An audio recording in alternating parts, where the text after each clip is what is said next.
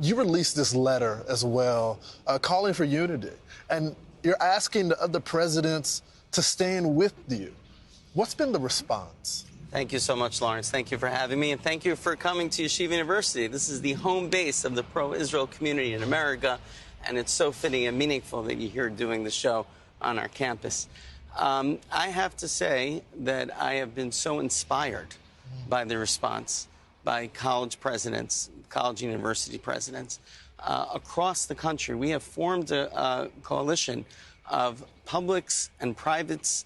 We've formed with faith-based universities and HBCUs all across the country that have gathered together and galvanized in their support for Israel against Hamas.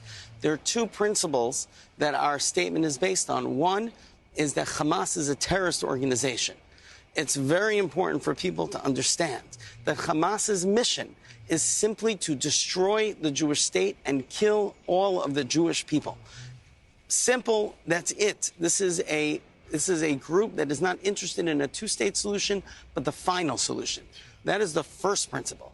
The second principle is that the Palestinians are not Hamas. We need to differentiate the Palestinians from Hamas. And everybody in college campuses needs to understand that the presidents need to lead with moral clarity, that we need to bring all of our students and care about all of our students on our campuses and isolate Hamas. Hamas is the ones who come with the brutality and the depravity, and we can all gather together to fight against Hamas. You know, Rabbi, some of the students that I've been traveling on college campuses and talking with students, and some of them, openly align themselves with Hamas. But then there's some that just don't know the information. And it's disheartening because some of them are part of the Black Liberation Movement, which I remember the rabbis, just from reading history and what my grandmother told me, that rabbis stood with the civil rights leaders and they walked together. The Jewish community was some of the first communities to allow Black folks to come and shop at their stores and acknowledge us as people. Yet there seems to be such a split. Do you think that we have failed our kids by not educating them about what took place in our country and the partnership historically? Lawrence, I couldn't agree with you more. And I think that this moment is a potential watershed moment where we can come together to fight against the twin evils of our time, which is racism and anti-Semitism.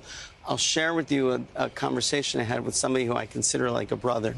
Michael Lomax is the president of the United Negro College Fund, who signed on to our coalition and sent this out to all of the presidents of the historical Black colleges and universities. And he said to me that he remembers those times. And he said that I am here for you, Ari. And we are here for you, Ari. And we're going to work together. Another conversation I was with Rochelle Ford from Dillard University, such a special woman. She told me, Ari, when I was really distraught over this war, she said, Ari, Moses in the Bible held his hands up, and that's how the Jewish people were able to succeed. But who was holding Moses' hands? It was Aaron and it was Hur. We're the Aaron and Hur. We're here holding your hands. We're here to support you. You can lean on us. And that feeling, that spirit, that connection has inspired me and really is galvanized an entire country to support this statement and to support Israel against Hamas. We're with you, and that's why we're doing our show live here today. Thank you, Lawrence. Thank you so much, Rabbi. Thank you. Really appreciate it. Brian,